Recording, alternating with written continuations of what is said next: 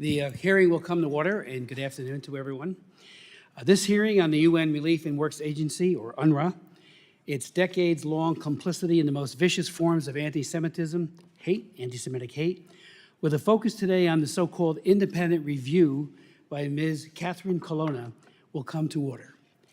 Hillel Neuer, Executive Director of UN Watch, will testify today that the, quote, Colonna review was not independent.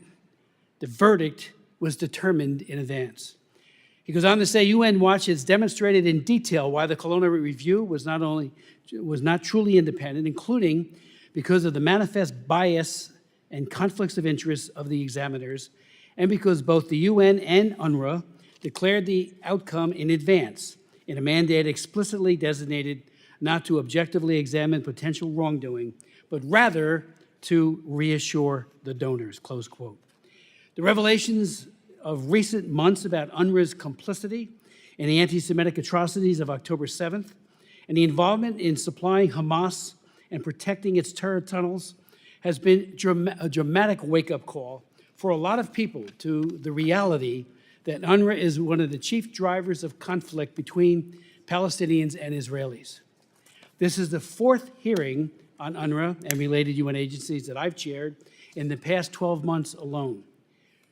21 years ago, in 2003, I offered an amendment that passed the House of Representatives to defund UNRWA. The Senate failed to take action. I and many of my colleagues on both sides of the aisle for decades have been raising their anti-Semitic hatred embedded in UNRWA. This year, my legislation, called the Stop Support for UNRWA Act of 2024, was passed by the Foreign Affairs Committee on February 6th by a vote of 30 to 19. It completely prohibits any U.S. contributions to UNRWA.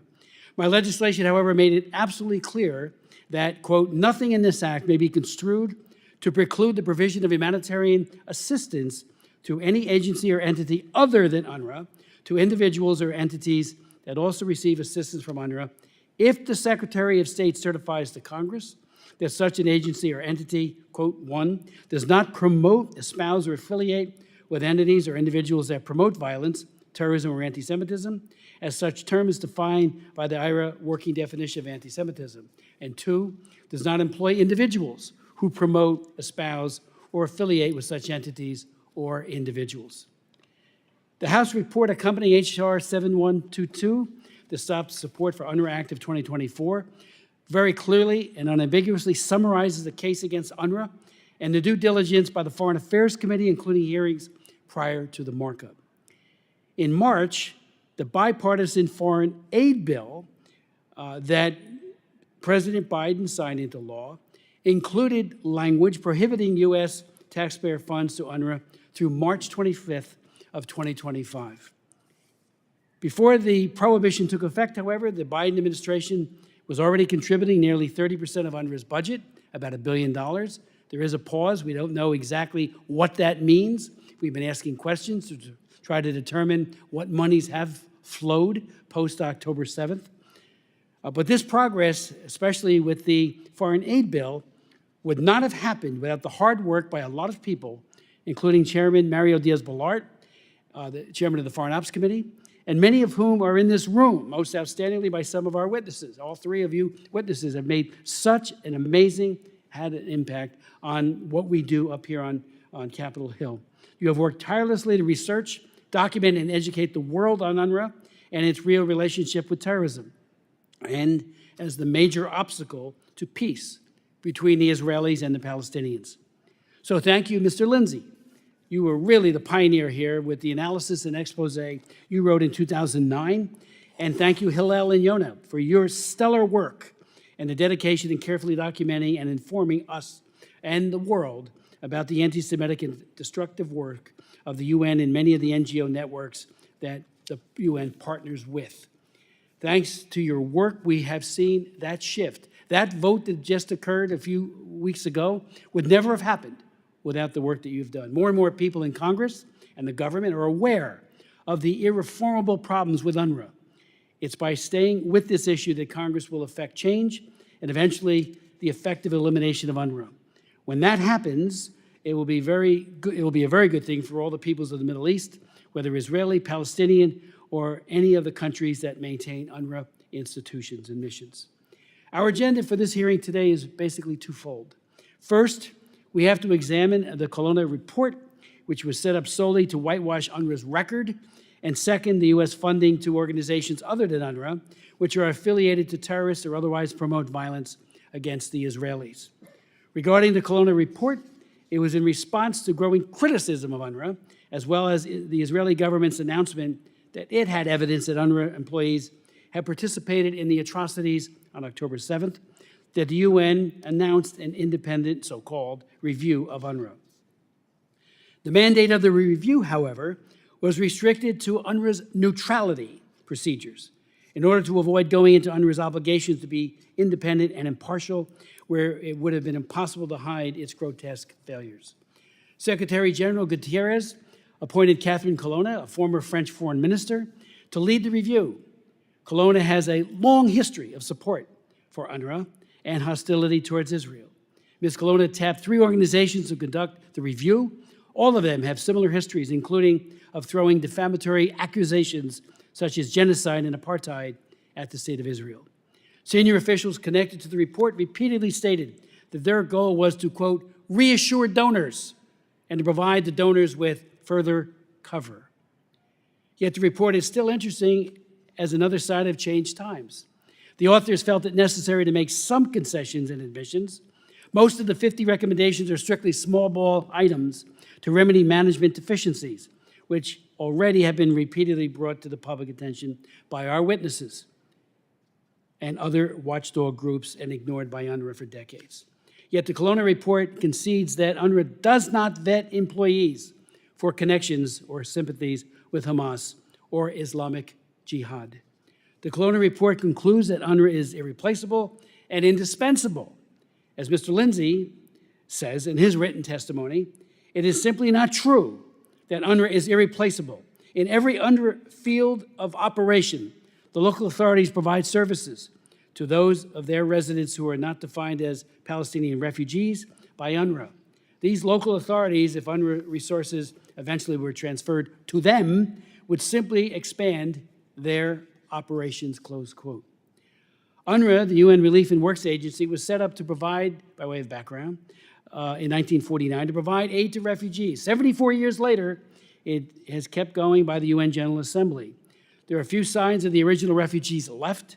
Almost all UNRWA so-called refugees today, in fact, belong to the vastly expanded number of children, grandchildren, and great-great-grandchildren of the original refugees. And they are only refugees because nearby Arab nations seeking to perpetuate Israel's problems will not permit the Palestinians to integrate into their societies.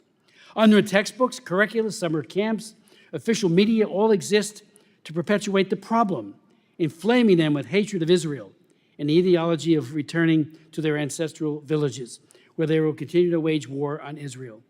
UNRWA, make no mistake about it, is an incubator of hatred, and it is a child soldier factory.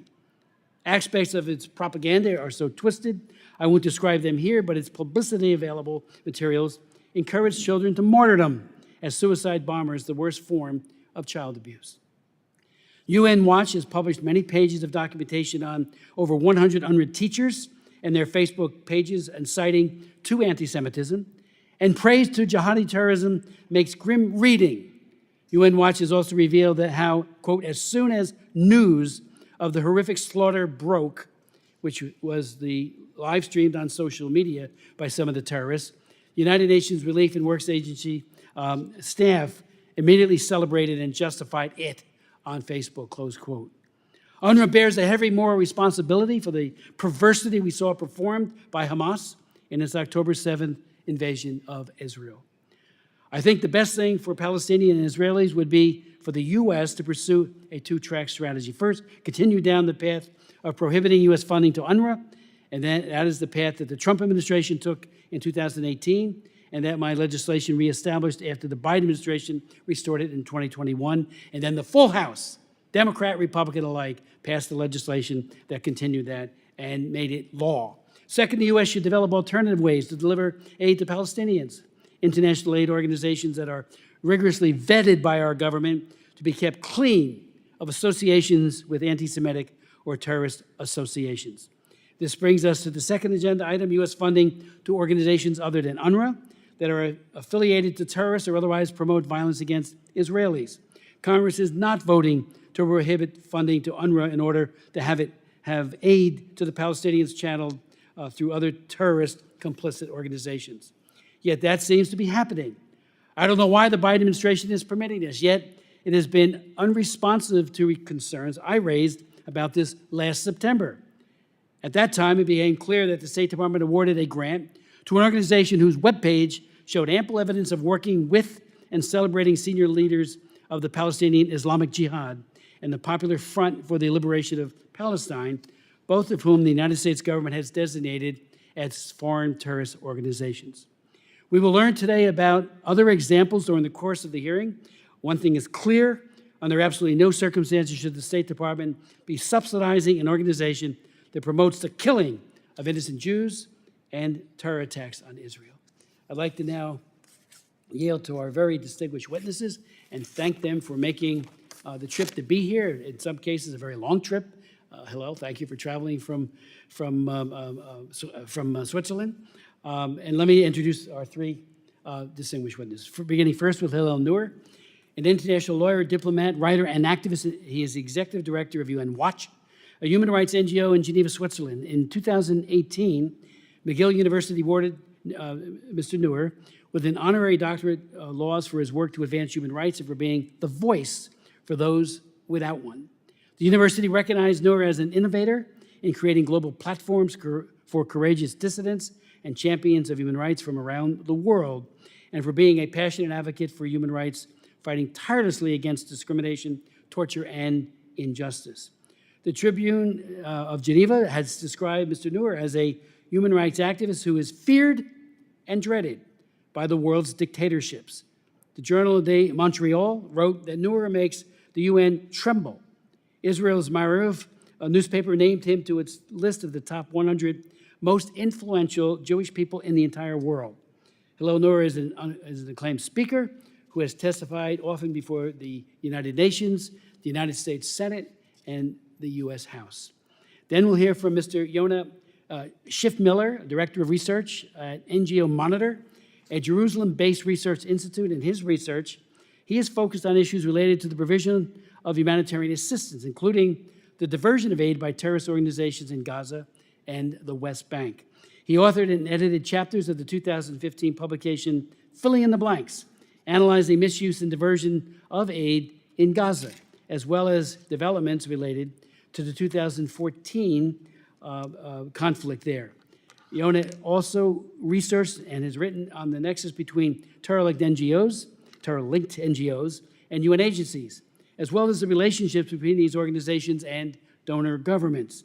He has testified before the Israeli parliamentary committees addressing aid diversion, anti-Semitism on U.S. campuses, and other developments related to NGO-sponsored BDS initiatives. And I want to thank him for flying in from Jerusalem to be with us today.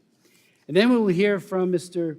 James G. Lindsay, former General Counsel for UNRWA.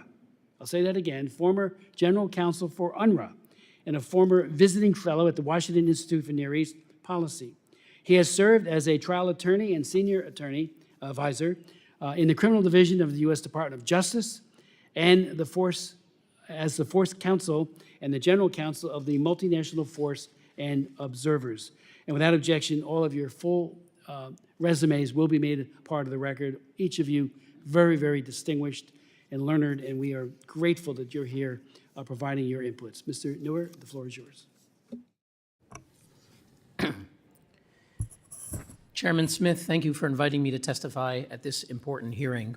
It means a lot because there are others who seek to disinvite me. Indeed, here in Washington on Monday, I was invited and a confirmed speaker in a panel debate at the Stimson Center. One of the witnesses who was scheduled to appear here, Andrew Hyde from the Stimson Center, is one of the panelists at that debate. It's a debate about allegations of bias at UNRWA. And the panelists are William Deere, the U.S. representative of UNRWA, who's a professional lobbyist, and a former Jordanian official, and someone from the Stimson Center. I was a confirmed speaker as well. And suddenly I received an email several days ago informing me that I was disinvited. And it turns out, I was told by Barbara Slavin of the Stimson Center, that it was UNRWA. UNRWA's Washington representative, Mr. William Deere, who said that he would not appear unless I was disinvited, and so she chose to do the dishonorable thing, and I was canceled. So it means a lot that I'm invited here. Indeed, I would say this is not the first time that UNRWA has refused to debate me. I was invited to a hearing at the European Parliament about a month ago. UNRWA was invited as well. They receive more than 100 million euro a year from the European Union. They declined to appear. So UNRWA is trying to cancel me, but the US Congress, and under your chairmanship, we are able to share the truth. So I appreciate that. Now, what I would have told the panelists at this debate here in Washington on Monday is the following. The Colonna report, which was released just a couple weeks ago, is, we're told, an independent audit that has given UNRWA a clean bill of health, exonerating the agency of all charges of its ties with terrorism. This headline was repeated around the world and was used by several countries to reinstate funding. There's one problem, though, Mr. Chairman. These claims are completely false. Let's examine each one. First, as you intimated, the notion that this was an independent audit is questionable at best. We know first how it began. This began by UNRWA itself. The Commissioner General of UNRWA, Mr. Philippe Lazzarini, decided in January, it's actually before the revelations of UNRWA employees engaging in terrorism, but in response to our revelations and some others about UNRWA incitement on social media, on the Telegram chat group of 3,000 UNRWA teachers that we exposed who celebrated the October 7th attacks. In response to all of these, Commissioner Lazzarini decided to initiate some kind of a review. And when doing so, he told the press that these claims about UNRWA's terror ties were, quote, disingenuous, politically motivated, and constituted a, quote, smear campaign. So the same head of UNRWA, who was setting up the inquiry at the same time, he characterized the allegations as a smear campaign. In doing so, he irreparably tainted the credibility of the inquiry. Now, he went on to select particular individuals. He selected Catherine Colonna, the former foreign minister of France. That's not accidental that he chose her, just because just weeks earlier, she had tweeted a message out to him, to the public, praising UNRWA and saying how their work is more necessary than ever. This is days after we exposed the terrorgram, 3,000 UNRWA teachers in a group that celebrated the October 7th attacks. Madame Colonna was praising UNRWA. So he chose someone who he knew very well was sympathetic to UNRWA, to say the least. She was also basically a board member of UNRWA because she sat on the advisory commission, as France sat on the advisory commission. France is the fourth largest donor. So the notion that she would make adverse findings against UNRWA is absurd. She would have been implicating herself had she done so in a very significant way. So they were chosen, she was chosen deliberately to give the predetermined result. And indeed, as you indicated, Mr. Chairman, the heads of the United Nations and of UNRWA told us exactly, they said it in their own words, what the report was all about. Indeed, the former spokesman for UNRWA, Chris Gunness, who now acts as a surrogate, he appeared on Al Jazeera, and he said the following. He said that the report by the former French foreign minister, quote, will provide the donors with further cover, if that's what they need, with their own internal constituencies to resume funding for UNRWA. So he said the quiet part out loud. And then the Secretary General's spokesman said the point of the report is to, quote, reassure the donors. And indeed, Colonna herself said that the point of her report was to allow donors to regain confidence where they have lost it or when they have doubt. So the whole point, it was fixed, Mr. Chairman. The Colonna Review Group from the beginning was fixed. I'll just mention briefly the other members. There were 3 Scandinavian institutes that were chosen. None was chosen by accident. Each of them is an ardent supporter of UNRWA, groups that have accused Israel of genocide and apartheid. And, you know, there's one group called the Christian Michelson Institute. This is a group that has published a major report on UNRWA just 2 years ago, where they said that claims of UNRWA incitement are, quote, unfounded. So they picked groups that have a long record of attacking any reports of UNRWA incitement, and they chose another group called the Raoul Wallenberg Institute, which is a beautiful name named after someone who rescued Jews, but in fact, the head of this institute is the complete opposite of Raoul Wallenberg. His name is Per Lundberg, and he tweets out posts by the Electronic Intifada, which is an anti-Semitic group headed by Ali Abunimah, and he posted in 2014, must-see debate about UNRWA video, UNRWA's Chris Gunness demolishes anti-Palestinian activist on Fox. He has shared other tweets by Chris Gunness with UNRWA talking points attacking critics of UNRWA. So they deliberately picked individuals and groups that have a lengthy record of attacking any critics of UNRWA. So this was the least objective kind of group you could imagine. So in truth, this was not an independent audit. Those who created the review and the people who were selected indicate that it was fixed from the start. And in the large part, the review group provided the goods. The report says the following: UNRWA, quote, remains pivotal in providing life-saving humanitarian aid. UNRWA is irreplaceable and indispensable, a humanitarian lifeline. Mr. Chairman, we didn't need to have an independent review group of the French foreign minister and 3 Scandinavian institutes to produce those lines. Those words are the official UNRWA talking points. We have a video coming out soon where you will see dozens and dozens of ambassadors and other public officials, including sometimes from the US State Department, parroting these lines: life-saving, irreplaceable, lifeline, indispensable, over and over and over again. These are the UNRWA talking points. So to read the Guardian headline, Mehdi Hassan, who's an anti-Israel columnist on May 2nd in The Guardian, he used these words and this report to attack critics of UNRWA. He said, it shows the critics were all wrong, all spreading lies, all peddling Israeli propaganda. So this is how the report was used.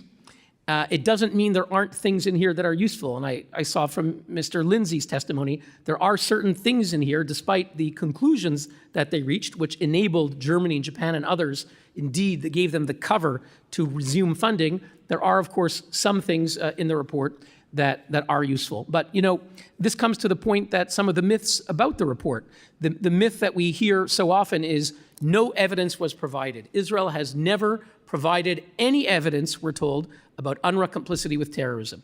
I'll quote from The Guardian on April 22nd, quote, Israel has yet to provide evidence of UNRWA staff terrorist links, says the Colonna report. This was shared by Ken Roth, the former head of Human Rights Watch, and many, many others. Now, the interesting thing here, no evidence was provided, is that Colonna herself, even though I'm critical of her, but Colonna herself refuted that claim. When she presented her report in New York on April 22nd, she said the following. She said, some of these media quotes do not respect the text of the report. We've written UNRWA has not received evidence by Israel, not that there is no evidence. It's very different. These are 2 separate missions. Allegations regarding individuals is in the scope of the OIOS. That's the oversight agency. It's under their mission, she said. It's not the scope of our mandate. And she said it's no surprise that Israel did not provide evidence to UNRWA because it doesn't owe this evidence. These are her words. It doesn't owe this evidence during the OIOS investigation to UNRWA, but only to the OIOS. So even though Colonna herself said that it's perfectly normal that Israel didn't give you the evidence to UNRWA, and they are giving it to OIOS, and Israel is cooperating, she said, with OIOS, which has returned to Israel a second time, and is investigating not only 12, but even more alleged UNRWA perpetrators. So the notion that Israel failed to provide evidence is false. Now, the other conclusion that they provided in the report that, and I'm quoting here, UNRWA has established a significant number of policies, mechanisms, and procedures to ensure compliance with a more developed approach to neutrality than any other similar UN or NGO entities, end quote. Really, Mr. Chairman, UNRWA is the best agency in the world, we're told, when it comes to compliance, when you and I know, and anyone who's seen the evidence know that the truth is the complete opposite. And when I read this, I thought, as others have, of Stalin's constitution. The truth is that Stalin's constitution, if you read the provisions, there are dozens of articles in the Soviet Union constitution that speak about direct election and freedom of conscience and all kinds of freedoms. But the reality was the complete opposite. He adopted this constitution in 1936, right before the Great Terror, the Great Purge. The reality was the complete opposite in the Soviet Union. And yet it was proclaimed when his constitution came out as the most democratic in the world. That was the Soviet propaganda line. So the fact that UNRWA may have all kinds of procedures and mechanisms may entirely be true. But you and I know, Mr. Chairman, that the reality is the complete opposite. The reality is that we just saw days ago UNRWA vehicles driving around in Gaza next to gunmen, terrorists, coming in and out of the UNRWA vehicles. We know that it wasn't that long ago, a couple of months ago, when Israel exposed a terror tunnel directly underneath UNRWA headquarters in Gaza, and the terror tunnel had computer servers. It was a Hamas spy center, computer servers with electric cables going directly from the terror tunnel, from the Hamas computers into UNRWA headquarters, getting their electricity directly from UNRWA. And when Mr. Lazzarini in February was asked about this, his response on Twitter was, quote, "We do not know what is under UNRWA's headquarters. We do not know what's under UNRWA headquarters." But Mr. Chairman, a week before, the Wall Street Journal reported that 10 years prior, in 2014, folks at UNRWA had noticed that the parking lot was sinking. The parking lot was sinking. No one said anything. They knew exactly what it was about, but everybody knew. Wall Street Journal. No one said anything, everyone was silent, but everyone knew. Of course they knew. The only major construction project in Gaza was hundreds and hundreds of miles of terror tunnels. Next to my house in Geneva, they were building a massive tunnel for a train. We knew about it for a few years. Everyone at UNRWA knew what was going on, but everyone was silent. So the UNRWA line that they had no idea is simply not credible. No evidence of UNRWA terrorism. We exposed in January the 3,000 UNRWA teachers who belonged to the terrorgram group that celebrated the October 7th attacks. We've exposed for 9 years, we've exposed UNRWA teachers and school principals who regularly praise Hitler, people like Elham Mansour, a teacher in Lebanon, who said, "By Allah, every Muslim must slaughter the Jews." She's an UNRWA teacher. Now, these aren't a few bad apples. UNRWA said it's a few bad apples. I'm just going to mention a few people. There's Su'ail al-Hindi. People think that the head of UNRWA is a nice Swiss guy named Philippe Lazzarini, and he's a great, very effective spokesperson telling lies about UNRWA. The truth is, I don't think he has any idea what's going on at UNRWA. He doesn't run things. The people who run things are people like Su'ail al-Hindi. He was the chief of the UNRWA staff union in Gaza for years, and in 2011, when UNRWA was embarrassed and suspended him, he mobilized Hamas. He's actually a member of Hamas. He was suspended because of his relations with Hamas. Hamas mobilized 8,000 UNRWA teachers. The entire staff of UNRWA went on strike in Gaza for months. They shut down 243 schools. 220,000 students were out of school to rally for months behind a Hamas Politburo member. Su'ail al-Hindi sits on the Hamas Politburo in Gaza with Yahya Sinwar, the master terrorist. And for years, he sat as the head of the UNRWA union. Eventually, because it became public, he had to resign. UNRWA didn't fire him, but they asked him to resign. So as far as I know, he's still collecting an UNRWA pension. And he's a leader of Hamas, celebrating the attacks, leading the Great March of Return. And there are several other examples in our reports, which can all be found at unwatch.org, repeatedly, when UNRWA teachers are exposed for their incitement. Thousands of UNRWA staff, whether it's in Gaza or in Lebanon, rally in their support. It's not a few bad apples. The rot goes all the way to the core, and the Kolinar report, sadly, misrepresents the situation in UNRWA. We know for 10 years that we've been sending them all of these reports. The response of UNRWA was to attack us. We've posted on the internet, on our website, unwatch.org, example after example of how we wrote to UNRWA, tried to engage, they refused to meet us, like the UNRWA representative here in Washington is trying to cancel me, and instead all they did was attack us. That's the truth, Mr. Chairman. Thank you very much. Mr. Neuer, thank you so very much for that very, very eloquent testimony and for your leadership. I would now like to recognize Mr. Schiffmiller. Mr. Chairman, I thank you for convening today's hearing and for the opportunity to testify. Appearing today in my personal capacity, I'm the Director of Research for NGO Monitor, founded by Professor Gerald Steinberg in 2002. NGO Monitor is a globally recognized research institute promoting democratic values and good governance. By publishing independent analyses of NGOs, their funders, and other stakeholders, including UN agencies, we work to ensure that decision makers and civil society operate in accordance with the principles of accountability, transparency, and universal human rights. As has already been discussed extensively, failure at UNRWA is not new. For years, those who were willing to listen, including yourself, Mr. Chairman, were increasingly alarmed at the agency's hate-filled curriculum and periodic discoveries of weapons caches in its schools and members of US-designated terrorist organizations on its payroll. However, the scope of these and other disturbing phenomena that has surfaced since the Hamas-orchestrated October 7th massacre is overwhelming. As you and Mr. Neuer discussed, in response to mounting evidence of abuse at UNRWA, in February, the UN Secretary General impaneled a number of European NGOs, led by the former French Foreign Minister Catherine Colonna, to investigate. Though deeply flawed, suffering from numerous biases and unreasonably sympathetic to the agency, the report, perhaps unwittingly, does hint at other structural flaws at UNRWA.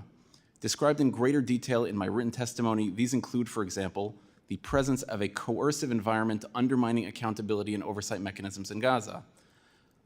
My written testimony also demonstrated that many of the worst behaviors displayed by UNRWA and its staff in Gaza are manifest in other humanitarian actors, including UN agencies as well as international and Palestinian NGOs. Among these shared problems are aid diversion, glorification of violence, and other ills. Mr. Chairman, the Stop Support for UNRWA Act of 2024 that you co-authored recognizes this fact, requiring certain assurances before taxpayer funds can be awarded to organizations that seek to fill in for UNRWA. As you noted in your opening statement, the Secretary of State must certify that such partners, quote, do not promote, espouse, or affiliate with entities or individuals that promote violence, terrorism, or anti-Semitism, end quote, and do not, quote, employ individuals who promote, espouse, or affiliate with such entities or individuals. Mr. Chairman, the significance of this clause cannot be overstated. It is a clear recognition of the fact that there exists a crisis of which UNRWA is but one horrifying example. A broad fundamental approach is required to prevent a repeat of the UNRWA debacle with other agencies and organizations.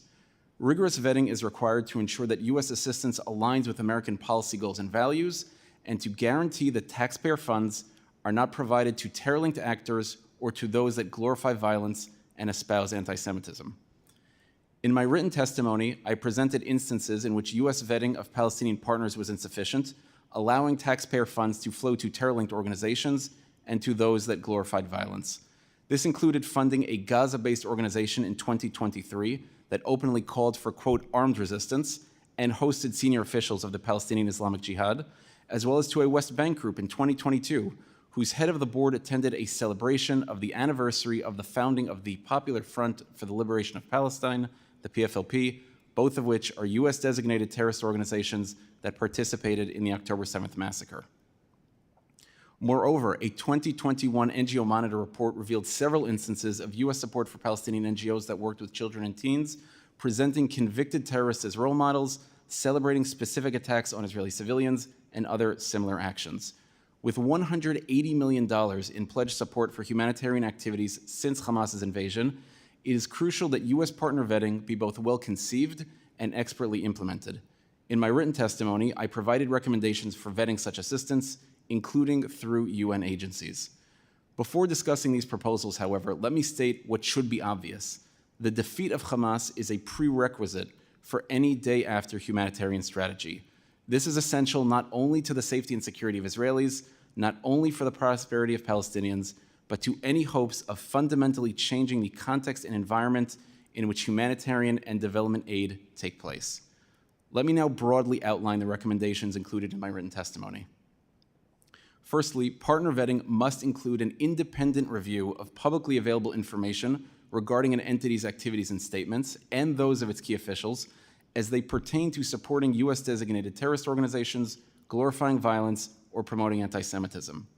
The U.S. should assist in UN reform, ending the practice of UN agencies that fund, partner with, or solicit information provided by terror-linked NGOs and by organizations that support violence and anti-Semitism. Minimally, the U.S. should ensure that U.S.-funded agencies do not partner with such actors. Until sufficient and effective reform of UN mechanisms is implemented, U.S. contributions to the UN or to UN-coordinated NGO activity should include robust vetting standards to ensure that taxpayer funds are safeguarded from such organizations. Moreover, the U.S. should insist that relevant federal terror designations are applied to vetting partners on any UN project involving U.S. taxpayer funds. Lastly, U.S. funding should be awarded transparently, including the publication of the names of grantees and implementing partners, as well as the amount of funds awarded and descriptions of the projects that they are advancing. Simply put, Mr. Chairman, robust vetting must serve as the bedrock of U.S. funding to the West Bank and Gaza, especially as Congress considers its post-UNRWA engagement in the region.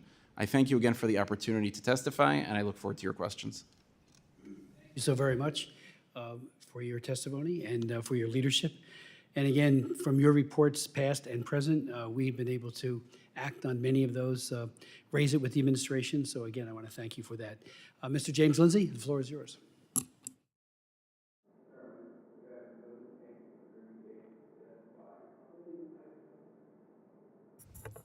Thank you. Mr. Chairman, good afternoon again, and thank you for your invitation to testify about the Kelowna Independent Review's report on UNRWA. The Secretary General limited the review's mandate to UNRWA's neutrality, so the report does not discuss, let alone make any recommendations concerning many long-standing criticisms of UNRWA, two of which are particularly important and which I will mention. There are additional ones in my written testimony and in documents I have written over really the last 15 years. My original document on UNRWA was written in 2009 for the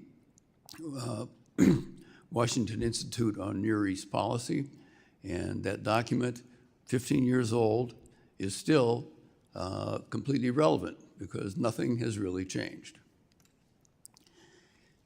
What the report doesn't address that I want to mention today is that firstly, that UNRWA should be using the UN Refugee Convention definition of a refugee, which provides that a person cannot be both a citizen under the protection of his state of residence and also a refugee at the same time.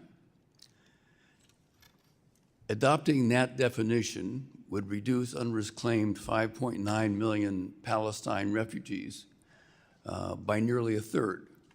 There are about 1.8 million of these oxymoronic citizen refugees in Jordan alone.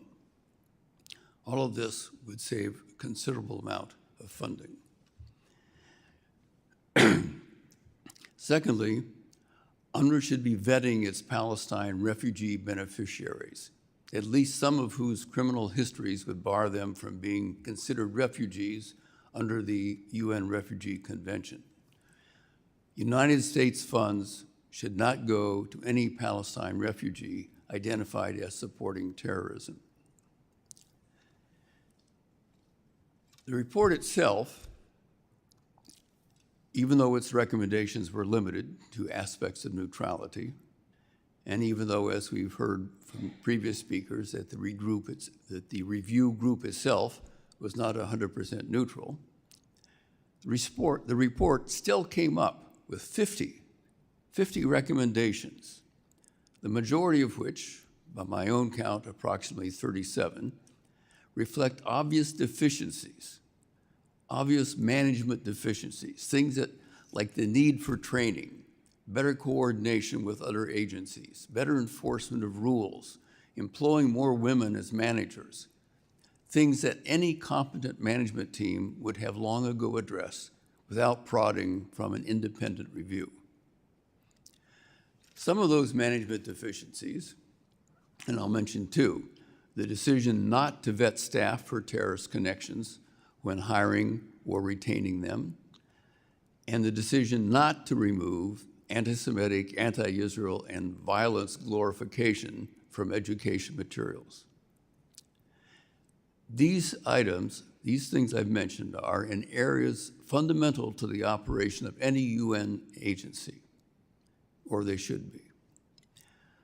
Moreover, these same issues have been brought to the attention of UNRWA's management repeatedly and over a period of literally decades. I was not the first person to write about some of these things, and I wrote 15 years ago. Yet these same deficiencies have remained unfixed, unattended to, and still had to be noted in the Kelowna report. In short, the recommendations in the Kelowna report reflect both a lack of competent management and a decades-long willful obstruction of some fundamental reforms. They thus constitute a damning indictment of UNRWA's current and past leadership. There is a remark in the report, which has been mentioned here already, that was made in passing and that led to a media misconception regarding certain Israeli allegations. The report specifically noted that Israel made public claims that a significant number of UNRWA employees in Gaza are members of terrorist organizations, but Israel has yet to provide supporting evidence of this.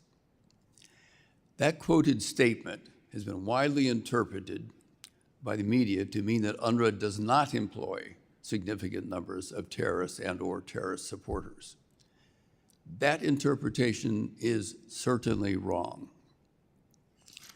The Israeli accusations regarding the 13,000 or so UNRWA staff members in Gaza were that about 1,200 of them were Hamas members and about 6,000 of them were related to Hamas members.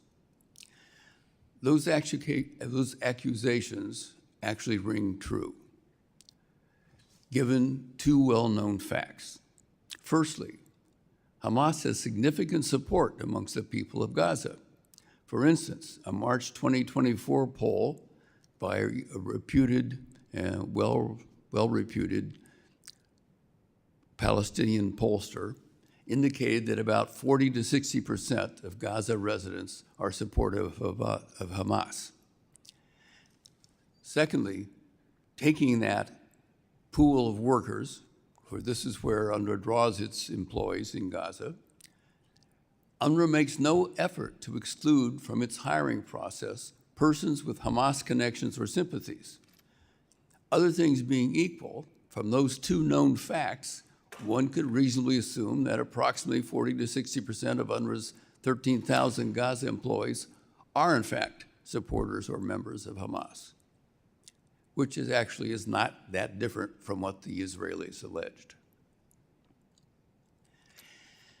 After the horrors of October the 7th and the subsequent revelations concerning UNRWA staff participation in those horrors, the decades-long discussion about how can we finally force reforms on recalcitrant UNRWA has, in many cases, moved on to the question, do we really need such an incompetent and malfunctioning agency? Speaking directly to that subject, as other speakers have mentioned, the Kelowna report mirrors the views of UNRWA and the UN Secretary General, stating in one case, UNRWA is irreplaceable and indispensable to Palestinians' human and economic development. Yet it is simply not true that UNRWA is irreplaceable. In every UNRWA field of operation, the local authorities provide services, including things like health and education, to those of their residents who are not defined as Palestine refugees by UNRWA. These local authorities, if UNRWA's resources and responsibility for Palestine refugees were transferred to them, could simply expand their operations. If an adjustment period were necessary, other UN international and NGO organizations could provide temporary assistance with what were formerly UNRWA's responsibilities. The bottom line, UNRWA is replaceable, and given the Kelowna report's revelations that UNRWA's leadership is both incompetent and willfully obstructionist of fundamental reforms, UNRWA should be replaced. There are only three ways to bring an end to UNRWA's operations. The General Assembly, which created UNRWA by a resolution, could officially end it the same way. As UNRWA is almost wholly financially dependent on donations from mostly Western governments, those donor governments could halt their funding. And thirdly, lastly, a host state, such as Lebanon, Syria, Jordan, or Israel, could refuse UNRWA access to territory under its control. As a practical matter, we know the General Assembly will not take action to end UNRWA's mandate. But a halt in donor funding combined with a refusal to allow UNRWA access to one or more of its fields of operation would, as a practical matter, end UNRWA's mandate in those fields of operation. The current situation, in conclusion, is that the U.S. is prevented by law, as you've mentioned, Mr. Chairman, from donating funds to UNRWA until next March, and has been transferring aid funds to other international organizations in Gaza. And Israel seems to be decreasing UNRWA's access to Gaza in favor of other aid providers, such as the World Food Program. Thus, whether by design or by accident, at the moment, the U.S. and Israeli governments seem to be working together to accomplish a desirable outcome, a Gaza freed of terrorist control and a Gaza provided aid via organizations that are less likely to be compromised by terrorist supporting employees. With that in mind, the U.S. halt to UNRWA funding should be extended beyond the present expiry date of 25 March 2025, with any U.S. aid to Gaza being delivered by other organizations. Mr. Chairman, that concludes my remarks. I thank you again for the opportunity to testify today, and I look forward to any questions you may wish to direct to me. Mr. Lindsay, thank you so very much. And maybe I could just ask you, you were the general counsel, the top lawyer for UNRWA, and obviously you saw things that you didn't like, and now you are speaking out very powerfully against continuing funding to them. Maybe especially so the record is clear, could you give us some insights as to what you saw that caused you to have a change of heart? There were a number of things that occurred that concerned me. It mostly had to do with things, for instance, I remember being concerned about a requirement from the State Department. There is a Section 301C, which requires every year, or did when I was in Gaza anyway, a representation, a statement from UNRWA that it had done everything possible to avoid money being provided, funds being provided to support people who were receiving military training or who were otherwise involved with terrorist organizations. That's not the exact language, but that's the essence of it. And I complained about this because we, meaning UNRWA, were doing this every year, and yet it was quite clear we were doing almost nothing to identify such people. We did not ever ask anyone if they were members of Hamas or members of any terrorist organization. One of the Commissioner Generals when I was there actually made a statement, which was published in Canadian media, saying, yes, I know we have Hamas people working for us, but it's not something we worry about. That sort of thing concerned me. Some of these things that I mentioned in my paper from 2009 for the Washington Institute had to do with some of the things that are mentioned in the Kelowna report, actually. And they did not change. I mentioned them to management, but the situation in UNRWA was not receptive to things that were at all critical of what was being done already. And I did not continue doing that during my time in UNRWA. I did it at the beginning. I pointed out difficulties, I pointed out issues, and I was rebuffed, and so I moved on. I think the record should note it takes a tremendous amount of courage to stand up to what you have stood up to, having been there, seeing firsthand, and then you took a very principled stand to say, this is not the way it should be. So I really applaud that. It's such a principled position. Mr. Chairman, I don't want to exaggerate. I did what I did, but as I said, when my ideas were not received with any sort of pleasure, I didn't make those in the future. Some of the ones that I identified, as I just mentioned to you, I did mention, I did raise these issues. I did complain from a legal standpoint that these they should not be done this way, but I was rebuffed, so I didn't repeat them. As the largest donor of U.S. aid to UNRWA for decades, Mr. Neuer, could you tell us, was UNRWA a reliable agency where the money that we provided for across the board was being utilized effectively? Thank you, Mr. Chairman. And let me just say that since I last appeared here, the U.S. Congress has passed bipartisan legislation signed by the President, which prohibits any funding of UNRWA for at least the next year, and I want to congratulate you for your leadership in making this happen. It's a very significant move. Regarding aid, we are told that we need to give money to UNRWA to help the Gazans who do need help, and of course it's our position that the Gazans should be helped in every way possible. The question is whether UNRWA is the right one. And we just released a report last week on May 8th, whereby it's on our website, unwatch.org, and was widely reported.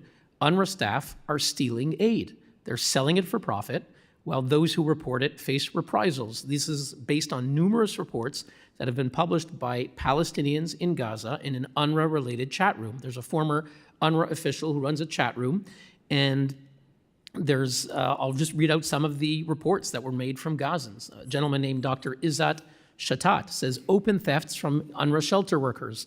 The director of a school warehouse came with 50 cartons of food, distributed in UNRWA schools, and he sold them to a merchant for $100 per carton. How did he take out this amount of cartons? Where is the administration? So people are openly asking in this chat room, why is UNRWA not doing anything? An UNRWA staffer, Muhammad Musa al-Sawalhi, recounts abuses by UNRWA employees. 80% of employees in the shelters have no morals or dignity, he says. They have their homes full of aid, and not only them, but their loved ones with him. Someone named Dima in the chat group says, when will the directors of UNRWA centers in schools, especially Rafah Preparatory Girls School B, stop stealing the food and needs of the displaced? So these are just, Mr. Chairman, a handful of countless messages accusing, this is from Gazans, UNRWA staff, including directors, of stealing aid at the expense of Gazans who are in need. And yet for the past months, these calls by people in Gaza have fallen on deaf ears. So I think it's fair for us to ask Mr. Lazzarini, his representative here in Washington, William Deere, I don't think they agree to appear before the Congress, why, when whistleblowers are saying nothing has been done, what is UNRWA's response to this?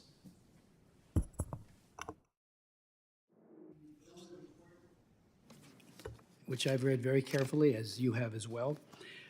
In the reporting and intake of allegations, I was struck by what seemed to be very laudatory language, but it lacks credibility, that all UNRWA staff and personnel have an obligation to report misconduct and, in turn, a right to be protected from retaliation from such reports. You just talked about petty theft, which when somebody is starving, taking food out of their mouth is a very serious thing. But here we're talking about other kinds of, the gross anti-Semitism, which UNRWA is known for decades, especially recently.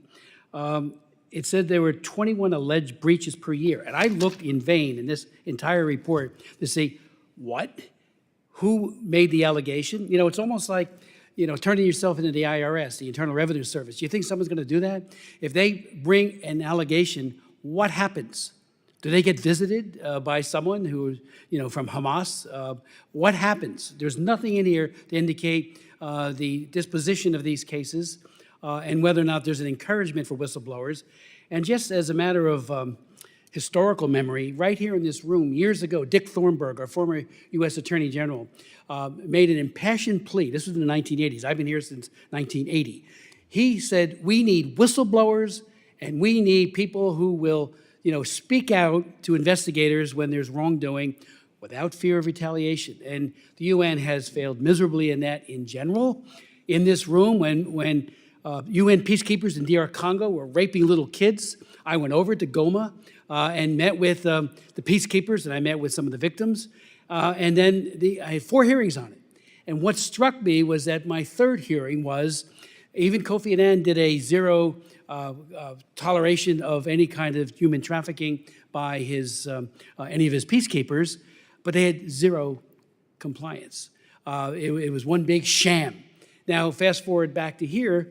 Here we have 21 alleged breaches that it's at least documented in this.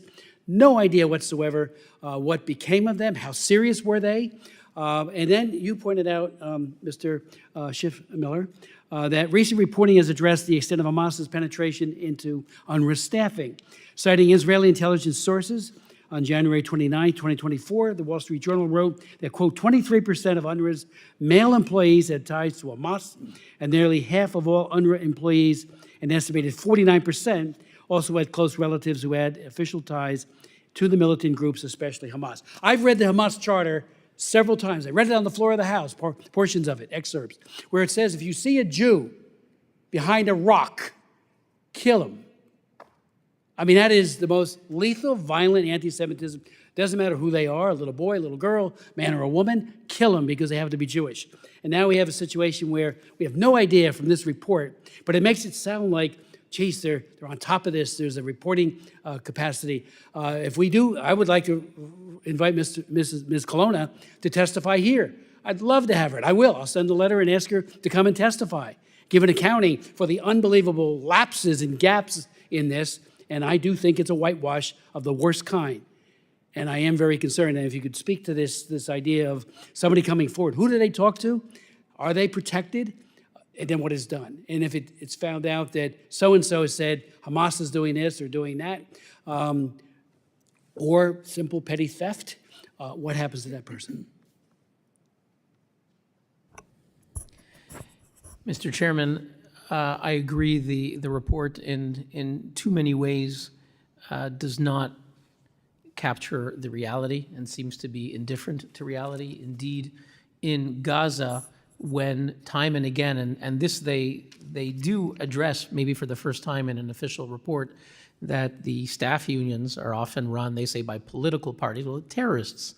Suhail al-Hindi is a leading terrorist. He is a leader of the Hamas terrorists, fully active in leading what they're doing in massacring Israelis. He was the head of the staff union in Gaza. So the notion that someone could report him or other teachers and school principals and not face repercussions is absurd. I have to say that one of my great disappointments with the report we saw early on, the review group, there aren't very many groups that are exposing UNRWA promotion of terrorism. It's our group, a group Impact to SC, maybe 1 or 2 others at most. And they didn't reach out to us. We were part of a mass email saying you could submit something, but they didn't meet with us. Neither Madame Colonna nor any of the 3 groups didn't bother to meet with us, didn't ask us, since we're basically the main group that for 10 years have been sending warnings about UNRWA support for terrorism, sending allegations. The natural thing would be, can you folks share your experiences? How does UNRWA respond to your allegations? They didn't contact us, and indeed we sent them a lengthy submission. It's on our website with evidence.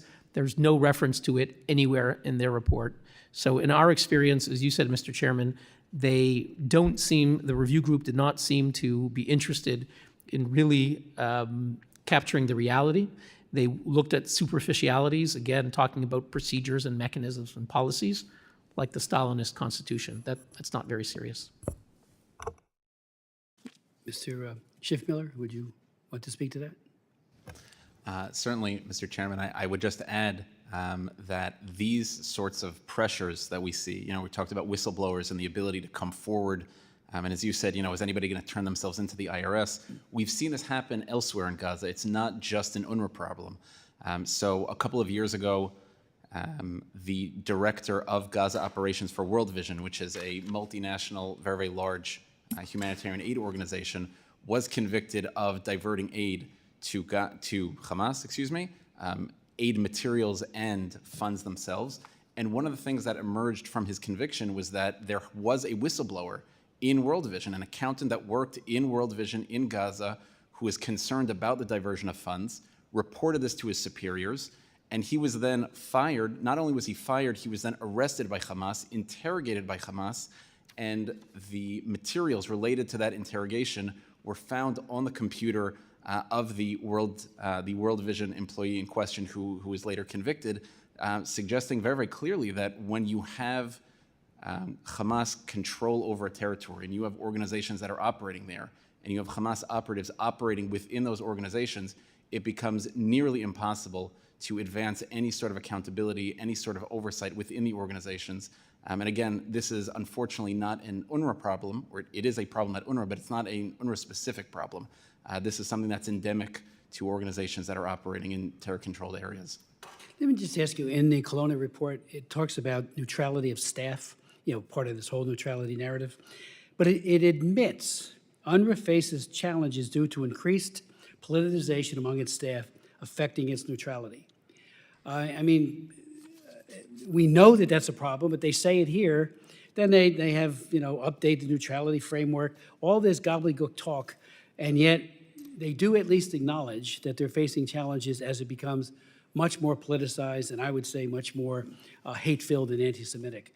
How do you respond to this, the trend line of neutrality or lack thereof of their staff?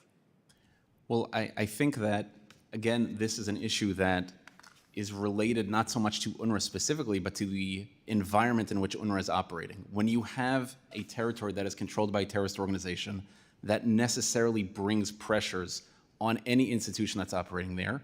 And we see this, again, not just with UNRWA, we see this with a whole slew of NGOs operating in the West Bank and Gaza, including organizations that partner with UN agencies, including organizations that are funded by European governments. One of the best examples I think that we've come across over the last few years is a Palestinian group called the Union of Agricultural Work Committees. This is an organization whose members are, many of their members are linked to the PFLP, again, a US designated terrorist organization. Some of their members are currently on trial for their role in the murder of a 17-year-old Israeli girl in 2019 in a bombing attack. And this is an organization that has been audited independently by a Dutch organization that found dozens of members of UAWC that were simultaneously acting as terrorist operatives and members of the PFLP. As a result of that, the Dutch government has said that it will no longer fund them. The German government recently revealed that it will no longer fund them. And so this sort of just expands that phenomenon to show that when you have terrorist organizations either controlling territory or able to operate openly and freely in a territory, that will necessarily lead to all sorts of, shall we say, associations and affiliations in the civil society or the supposedly civil society organizations that are operating in that territory. In the report, it notes that in 2020, UNRWA launched a series of measures referred to as the management initiatives to reinvigorate and strengthen its management system. However, in several critical areas, such as oversight, have not been sufficiently addressed. How come we keep hearing that same refrain year after year, decade after decade? When I raised decades ago these issues, I met with the UNRWA representatives, and I got all these platitudes about how they were fixing it. And then we see time and time again, it doesn't get fixed. It actually degrades and gets worse. Why would any reasonable man or woman take any stock that this is the time? The gig, in my opinion, is up. This is a whitewash and a very cruel one because people have died. But it also, in my opinion, and I said this in my opening, I do believe that the UNRWA textbooks and the teachings in the schools, in Gaza especially, have been an incubator of hate towards for Jews and for Israelis in general, and Americans. But it's also, I do a lot on child soldiers. I wrote the Trafficking Victims Protection Act of 2000 and 4 others thereafter. I'm the prime author of those laws. We put child soldier provisions into that law. And now we see when you teach somebody to hate so strongly, are we surprised that they become very young haters of Jewish people and then child soldiers in their teens? Hillel. Mr. Chairman, the notion, again, that we can go back to UNRWA. UNRWA said they immediately embrace all the reforms. This is absurd. Nothing here is new. There are some new elements that are mentioned here, but all of these things are known to UNRWA for at least a decade, and in many cases longer before. But certainly for us, since August 2015, we have been warning UNRWA about their staff promoting terrorism. And their response, I'm going to read just a few quotes from their spokesperson. When we revealed that UNRWA teachers were inciting terrorism, he says, he attacked us on Twitter, quote, UN Watch makes a fool of itself, credibility dead in the water. Will anyone believe them again? The next day, August 26, 2015, appeal to journalists. Please don't turn UN Watch baseless allegation about anti-Semitism into a he said, she said story. It's a non-story. Year after year, time and again, when we did what UNRWA failed to do, to hold to account their staff for promoting terrorism, and we saw the end result, that we have thousands of Gazans, at least half of them will be UNRWA graduates, carried out mass rape, mass murder, torture, a kidnapping of Israelis. At least half of them are going to be UNRWA graduates, and they were given these messages of hate, which we long documented. And UNRWA's response was to attack us. There's nothing in the report saying that UNRWA systematically, their leading people, attacked us for exposing promotion of terrorism. And let's go back to really what UNRWA is, as Dr. Einat Wilf has shown in her book, The War of Return, and as she has stated numerous times, support for terrorism at UNRWA is not a bug, it's a feature. The whole point of UNRWA is to tell Palestinians in Gaza, for example, and you see videos, they tell children, is your home here in Gaza? The child says, no, where's your home? Your home is in Jaffa, in Akko, in Israel. So when we, Mr. Chairman, give hundreds of millions of dollars to Gazans in cement and give them cement to build homes, hospitals, and schools, when UNRWA teaches them, your home isn't here in Gaza, we should not be surprised that they are not going to use that cement to build homes in Gaza, but to build hundreds of miles of terror tunnels, to tunnel into Israel, and to perpetrate terrorism. That is what we should expect. That is UNRWA's narrative, and the Palestinians embrace it. Their return is not a peaceful return. We saw the Al-Aqsa flood. That is how they imagine the return, in the most violent and brutal ways. And as long as UNRWA will exist, sadly, we can expect more October 7th massacres to happen. UNRWA, the existence of UNRWA, sadly, will guarantee more grievance, resentment, hatred, and terrorism. There's an appalling lack of transparency in all of this. Let me just make clear, audience members, that disruption of committee proceedings is against the law. Holding up signs or making verbal outbursts is disruptive and will not be tolerated. We were asking if the police would, John, leave it.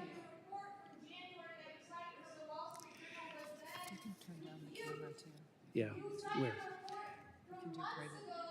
So we'll pause for a brief moment, and then we will continue the hearing. Right. Okay. Let me just ask a question, if I could. Let me ask a question of our distinguished panelists. Maybe you, Yona, especially, you had given to us some information that we took, Mike Bilirakis and I wrote to the State Department about the Phoenix Center. $90,000 of U.S. taxpayer funding was provided to them. They have workshops and discussions with senior leaders of the Palestinian Islamic Jihad and the Popular Front for the Liberation of Palestine. All these events, flags of the terrorist organizations prominently displayed, and they call for armed resistance. We asked the State Department, we asked Secretary Blinken for an answer. Why did you give them $90,000? We still haven't heard back from them.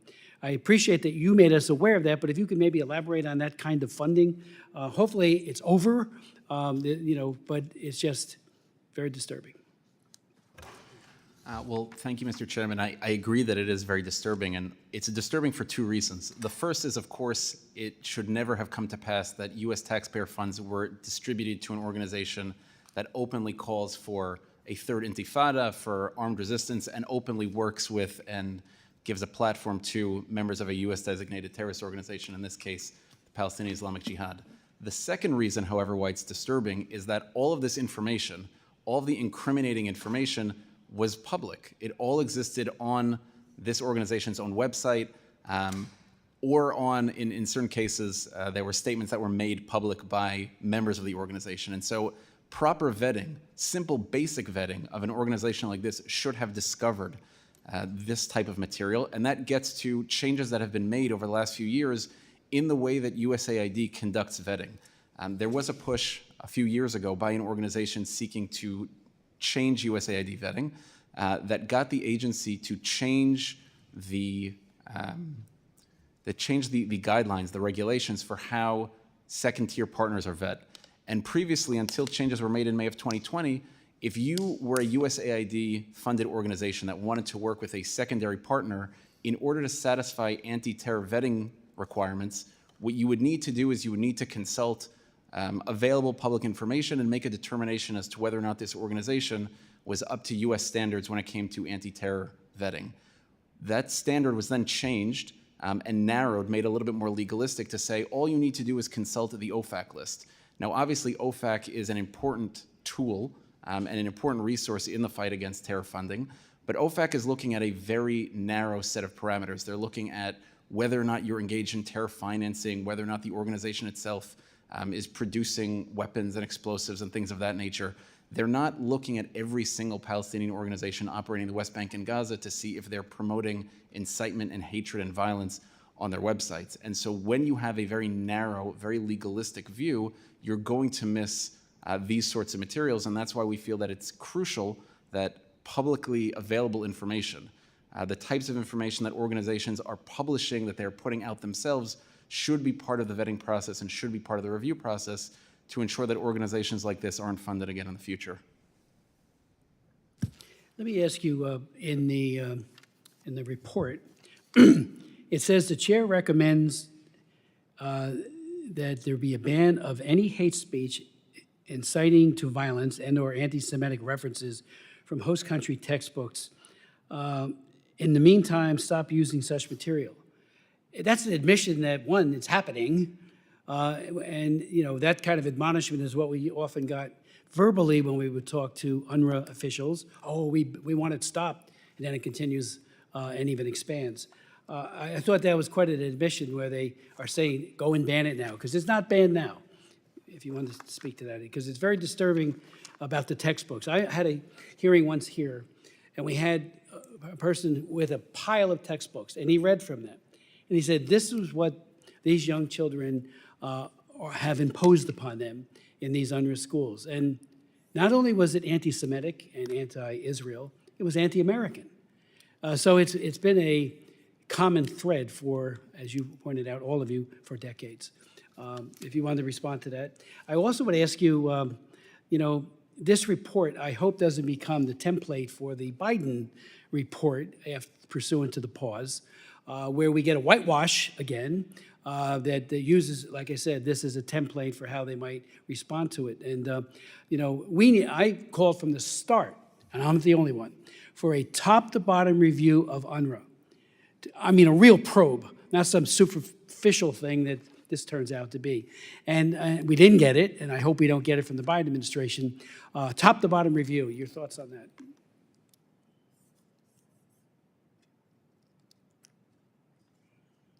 Yes, Mr. Lindsay. The issue regarding the textbooks and the material in them has been with UNRWA for literally decades, long before I wrote about it. I read all that, yeah. UNRWA has given a number of excuses for this. One of them is that they have to use local textbooks because otherwise, when their graduates go on to high school, since UNRWA does not teach high school except in Lebanon, they will be disadvantaged, which of course doesn't make a whole lot of sense since the things that are complained about have to do not with overall historical things, but with glorification of attacks, glorification of people who have committed attacks, and silly language like, this is not something I remember specifically seeing since I don't read Arabic anyway, but the things quoted were things like if you managed to kill 3 Jews, if there were 6 Jews and you kill 3, how many Jews are left? Again, that's not something that I'm taking, that's not literally in one of the books, but it's things like that, where you take a non-discriminatory thing like 6 minus 3 is 3, and you turn it into a political thing and a terrorist basic thing. And with stuff like that, that was present, and that it didn't make any sense to me that it couldn't be removed. Mr. Lindsay, in your testimony, you pointed out that the imperative to recommend not only increased vetting of UNRWA staff, but also of the beneficiaries. I'm a very strong proponent of refugee protection, and I have been for my entire career. And we know when there's a well-founded fear of persecution and all of the key elements to be found in that. But if you're an economic migrant, you're not a refugee. You're an economic migrant, and it needs. And you make that point. Could you elaborate on that? Because you talked about how that would save a substantial amount of money because these people are not refugees. The people I was talking about are people who have obtained citizenship in the country where they are. To be fair, that is mostly Jordan, and to be fair, I think that's to Jordan's credit, because the other countries have been very reluctant to do that. Lebanon did naturalize some of the refugees. At the time, it was mostly the Christian refugees. So the ones who are left who are not naturalized are mostly non-Christians. But the point is that these states, when they give citizenship to someone and are responsible for the protection of that person, you cannot really say that that person is in danger the way a true refugee is. So it makes very little sense for a UN, quote, refugee, unquote, organization to be providing education and health care and social welfare and several other things as well to people for whom the ultimate responsibility is their country. Before we conclude, is there anything any of you, yes, gentlemen, think we may have missed that you would like to convey to the committee?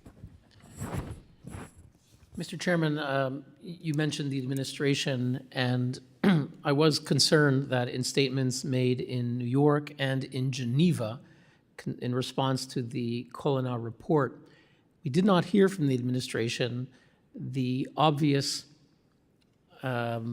objections that the members of the review group were not independent, that the Commissioner General, when he initiated the report, announced in advance what the outcome would be. So, and when they concluded that UNRWA is a lifeline and life-saving and irreplaceable and all the rest, that these are all long-used talking points that are clearly not the conclusion of an independent investigation.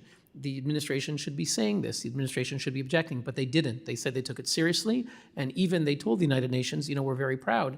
It's those who banned funding, that's the Congress, not us. We are very proud that we pushed out $121 million early on in the year in January and gave it to UNRWA. So there is a disconnect, and I wish that the administration would take the evidence seriously. The evidence is that there is widespread support for terrorism among UNRWA staff. It's UNRWA union leaders, and that UNRWA has failed to take this seriously. UNRWA has attacked groups like ours that have exposed this, and I would like the administration to hold UNRWA to account, and instead, it's not the message that we're hearing.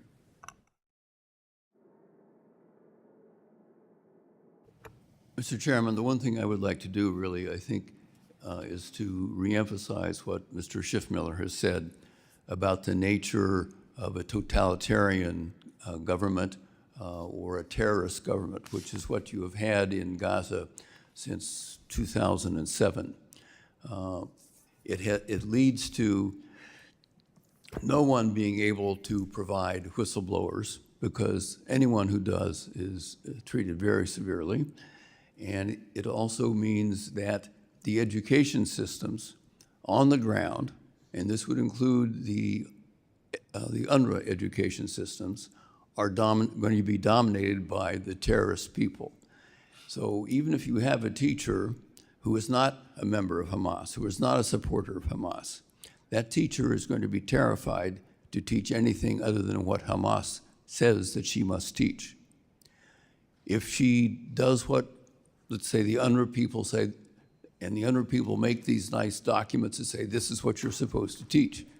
If she tries to teach that, she will be severely punished by the terrorists who run everything on the ground. So to people in the headquarters of UNRWA, it may look like all the documents are out there, everything is done perfectly, we have all kinds of evidence. Exactly what you said about the Soviet Constitution, Mr. Chairman.